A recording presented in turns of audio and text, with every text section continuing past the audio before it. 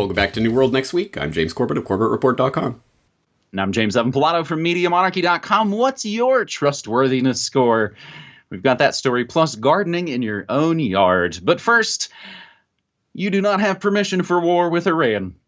Senator Rand Paul on Wednesday, actually today as I'm taping this, April 10th, 2019, Senator Rand Paul on Wednesday warned the Trump administration not to go to war with Iran, at least not without getting permission from Congress first. He asked Pompeo, the former, I find his rise has been quite meteoric. He goes from being essentially a congressman in Kansas, helping Monsanto write the Denying Americans the Right to Know Act. And then what do you know? He's heading the CIA and now Secretary of State. It's been quite the rocket ride for Pompeo. Paul asked Pompeo if the 2001 authorization for use of military force, which allowed for U.S. troops to fight entities responsible for 9/11, see if that included Iran. Pompeo, of course, declined to directly answer the question, saying he'd defer to the lawyers, of course, because that's how war is waged, but stated that there's no doubt a connection between the Iranian government and al-Qaeda, the terrorist group behind the 2001 attacks. You do not have the permission of Congress to go to war with Iran, Paul responded, while chiding Pompeo for trying to deflect the question. Only Congress can declare war. Pompeo was testifying before the Republican-controlled committee, a session that came the same week President Donald Trump designated Iran's Islamic Revolutionary Guard Corps as a terrorist organization, prompting concerns about future clashes between U.S. and Iranian-backed forces. This is kind of the story that's been building for quite some time here with the old Trump train. And I've got a slew of stories that kind of all go together here and tell one part of the story here in segment one. Netanyahu says Trump named Iran's Revolutionary Guard a terrorist group at his request. Thank you, my dear friend, the President of the United States, Donald Trump, for having decided to designate Iran's Revolutionary Guards as a terrorist organization, Netanyahu tweeted in Hebrew on Monday. Thank you for responding to another of my important requests, which serves the interests of our countries and countries of the region. His English language tweet, meanwhile, left out the part where he takes credit for getting Trump to list Iran's Revolutionary Guard as a terrorist organization. So we'll include a couple of articles about that from the LA Times and the New York Times, all those great Times organizations. And an interesting thing, if you read it from the Middle East Monitor a day or so ago, you would see exit polls, Netanyahu losing Israeli election. But hey, what do you know? He wins it. It's a squeaker right at the end. And so what do you see on the Trump Train's Twitter account? Trump flags being waved at the Bibi Netanyahu victory celebration last night. And I will remind you of our New World Next Week cover story, December 7th, 2017. Trump makes Israel great again. So, James, we have been here before and we are here again. War drums, essentially, at the behest of Israel. If you joke tonight, and I feel like I've maybe only made this joke, with hindsight, although we covered the stories that, he's really tough. He's really sticking it to Israel. If we joked during the Obama years of like, geez, if this is what being tough with Israel looks like, I'd hate to see explicit support for it. And I think, indeed, we are now seeing it. James? That's it. Make Israel great again. And the worst part about it is that, of course, every 4 to 8 years, the coin flips and suddenly the left pretends to be against war and the right pretends to be for war or whatever it is, just whatever their candidate is saying. And I'm sure by 2020, the QAnon MAGA hat wearing followers are going to be all in line for the war against Iran or whatever God Emperor Trump declares. Which, again, if you think that's exaggeration, you should see the latest things about QAnon saying that Trump's putting in the good 5G network, guys. Don't worry. Just whatever happens, it's part of the plan and it's good. Yay.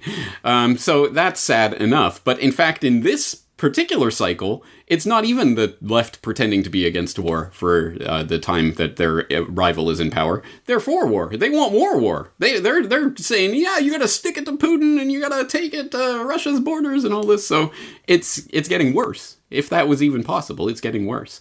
And with the Rand Pompeo, I always confuse him with that great natural disaster. But anyway, with that Rand Pompeo story, you want to say, yeah, right, or at least righter, I guess. I guess at the very least, there should be an actual declaration of war from the U.S. Congress, the way it's supposed to work constitutionally and all of that. of course, we all know that the last time the United States actually formally declared war was 1942 against Bulgaria, Hungary, and whatever Axis allies, Axis powers. I mean, it's ridiculous. There has been no declaration of war for going on the better part of a century now, at least the two-thirds of a century. What would that even look like in the current context? And can we even delude ourselves into thinking that Congress couldn't be railroaded into another authorization for use of military force, Iraq war style, post 9/11, post whatever phony event is ginned up? Do you think Congress could be railroaded into voting to give God Emperor Trump whatever power he wants? Of course it could happen again. That is how this system works. So, I don't know. I mean, yes, there should at least be a congressional approval, right? But it doesn't seem like that's really the base of what we should be aiming for here. Well, it was as we both talked about a lot of times. You don't wake up one day and go, "Oh, I'm awake, I'm radicalized, I see all of it, all the scales have fallen from my eyes. It was a change."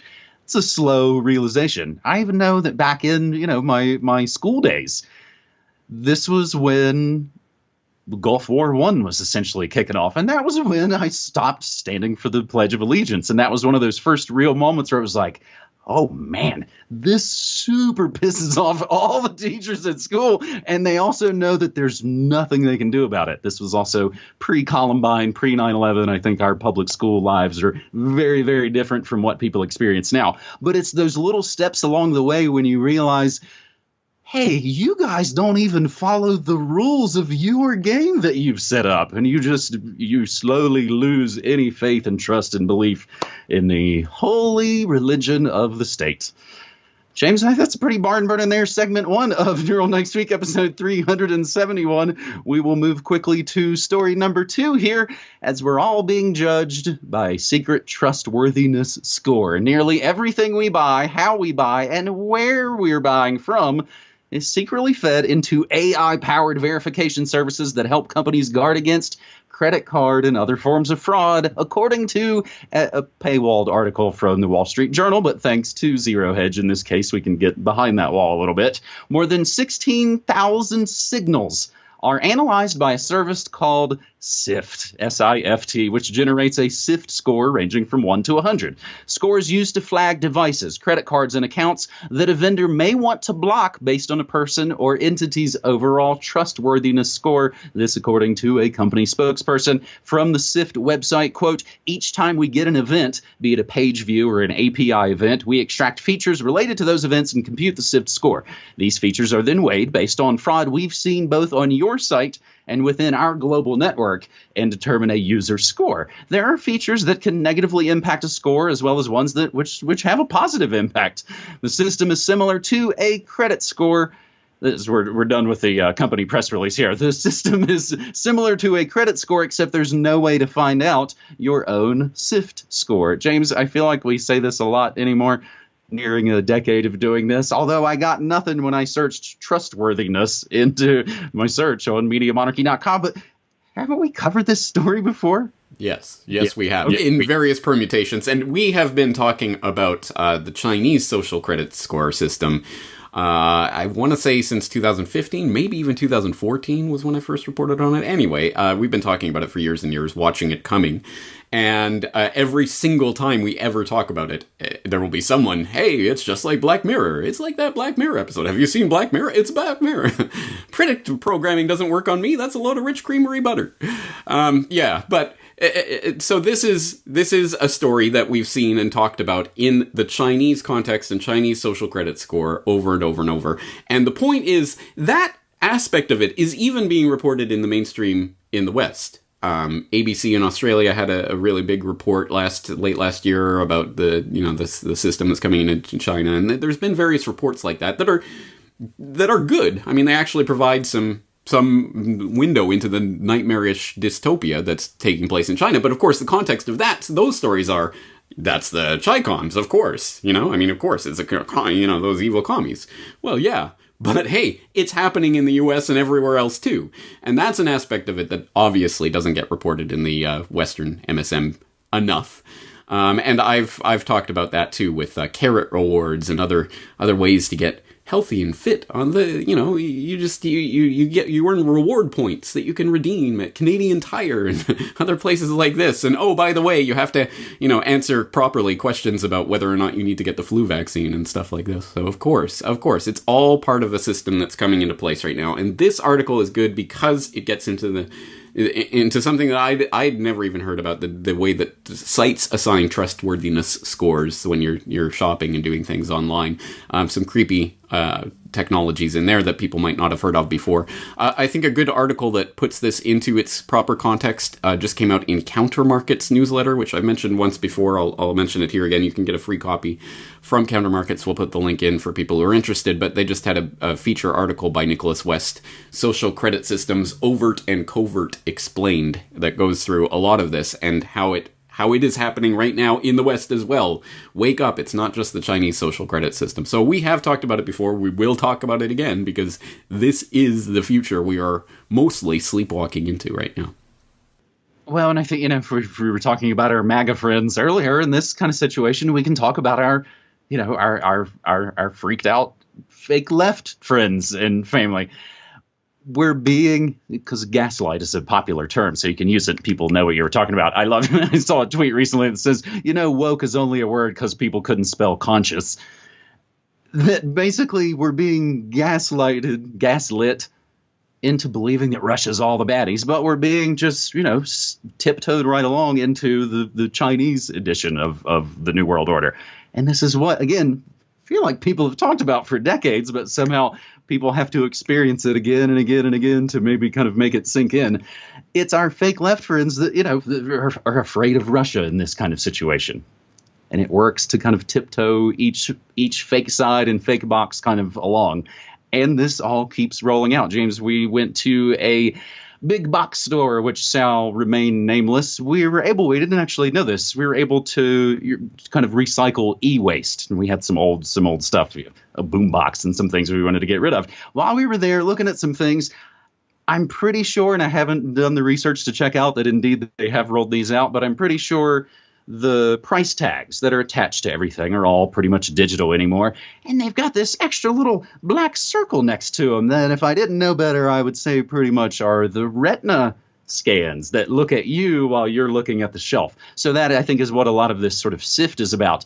Oh, you're the customer. It's like, yeah, but we're also the product as well. And there was a story I covered just this past week on the morning show about China, because they're evil Chi-coms, tracking sanitation workers with GPS bracelets that essentially bleep and tell them you've been in the place for too long, move along and clean up some other things. Well, it caused a big outcry, so they said, we're going to get rid of the thing that buzzes them and tells them to move along. We're still tracking and tracing them with the GPS bracelets. We're just not going to buzz them anymore because apparently you guys got mad about it. So, as I often say on the shows, it's a Manic Street Preachers song. If you tolerate this, your children will be next. So let's look back here in the States as we reach our third and final story here on this New World Next Week episode. Florida will generously allow homeowners to garden in their own yards. The Florida Senate last Thursday affirmed the right of Green Thumb statewide to grow vegetable gardens in their front yards. The 40-member Senate vote was 35-5. Senator Rob Bradley's Senate Bill 82 prohibits a county or municipality from regulating vegetable gardens on residential properties, voiding any current regulations regarding the produce patches. Local governments, however, can still adopt a local ordinance or regulation that doesn't specifically target vegetable gardens, like regulating water during drought conditions, limiting fertilizer use, or controlling invasive species. All of those things, a huge part of the food world order. The vegetable garden proposal is rooted in a legal dispute about an ordinance in Miami Shores that banned the gardens from being planted in front yards. Hermione Ricketts and Tom Carroll, who ate vegetables from their own vegetable garden for 17 years, sued the village. In November 2017, an appeals court upheld a ruling that the couple does not have a constitutional right to grow vegetables in their front yard. They appealed the ruling to the Florida Supreme Court, which declined to grant review. Ricketts and Carroll faced $50 in daily fines after the village amended its ordinance in 2013. They had to dig up their garden, which can't grow in their backyard because of a lack of sun. Now, I've covered community gardens, food sharing, and many more of these kind of ideas on my Good News Next Week episodes. And I haven't actually been able to make one in a little bit, but the one that's upcoming, the upcoming episode that's on deck, kind of has stories like these in it, essentially being allowed to have a lemonade stand without a permit. Real, if it pleases the crown kind of stuff, James, but we'll take some low-hanging good news. I guess so. This is kind of the reason that we've coined the term not unmitigated good news, because yay, we're allowed to grow vegetables on our own property? Yay? Is that a good thing? No, that's just the most fundamental, basic human experience. Yes, you should be allowed to have that. Yay! It's a sad sign when that's a cause for celebration and excitement. The government is going to allow us to grow vegetables now. And we won't be led away in handcuffs for the crime of growing vegetables. I mean, it's ridiculous. It's stupid on its face. In a way, those kinds of laws are actually potentially good sites of resistance, because they are so stupid that they're the breaking point where even the most wide asleep normies can see this is nonsense. It's like the laws against dancing at the Lincoln Memorial or whatever. Yeah, go dance there and watch these security guards wrestle you to the ground because you're the crime of dancing, or grow vegetables in your garden and get, pulled away, I mean, it's just so stupid that it shows the stupidity of the system in general. But hey, yay, now you're allowed by the crown. Oh, if it pleases the crown, can I please grow vegetables in my own garden? Well, yes, now you can. Although they do make the point at the end of the article that this won't apply to homeowners associations or other things that might have rules against that, but that's fine. I mean, if you choose to build in a location where there is a homeowners association, and you know that the rules are this, and you can't paint your house this color, and you can't do that, well, that's your choice. But you don't get a choice when it comes to daddy government telling you, you cannot grow vegetables in your garden. How dare you take advantage of the natural abundance of the world? That's for government to decide whether you're allowed to do that or not. No, it isn't. But we all know that, right? Well, and that's, we sort of, if we force these issues like the dancing at the Lincoln Memorial, you'll find the sort of the tyranny of the state will show itself, because it has to kind of lash out at those people. And I joke oftentimes on the show. It's like, man, even people who try and make awful, awful drugs in their own bathtub, that's the giant. What, you think you're going to make your own drugs? Hell no. You'll do the drugs that we bring in for you to do. So you kind of remind me as they sort of create law. Oh, wait, we didn't think of a law for that. We'll have to do that. Since now you guys want to do that, we'll return one last time to my high school days, as it might not be a surprise to note I was voted class clown. I was into being as disruptive as possible. That's funny. Cassie and I joke, and maybe James, you and I might have the same joke. I wonder if we would have been friends in high school. Maybe not, but maybe. So at one point, it was maybe a couple of days, for whatever. It's just, again, I enjoyed being disruptive. I wore roller skates. In school. I came from a small high school. There were no stairs. It was easy to wear roller skates the entire day. And it wasn't that it was just something they hadn't thought of saying, oh, you can't roller skate in school.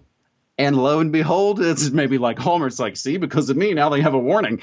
See, because of me, now they have a rule that says, oh, you can't roller skate in the halls. So it's just a constant, if you're able to push their buttons, you'll find kind of what wigs them out. And again, I found my first kind of experiences of that kind of pushing back at authority back in the public school system, which again, at least in the 80s and 90s, was maybe an easier place to push back against the system. Again, I have no idea, very much would not want to be in the school system now. James, I think we've covered a lot of really good stuff here, but I'll stop running my mouth and just remind folks that I do indeed run my mouth and stream news, music, memes, and more Monday through Friday, 9 to 5 Mountain Time at MediaMonarchy.com/listen. James? That was a good segue there. I can tell you're a radio man. All right. Well, we'll leave it there for this week, and let's get you to run your mouth again next week. Looking forward to it. Thanks, buddy. Take care.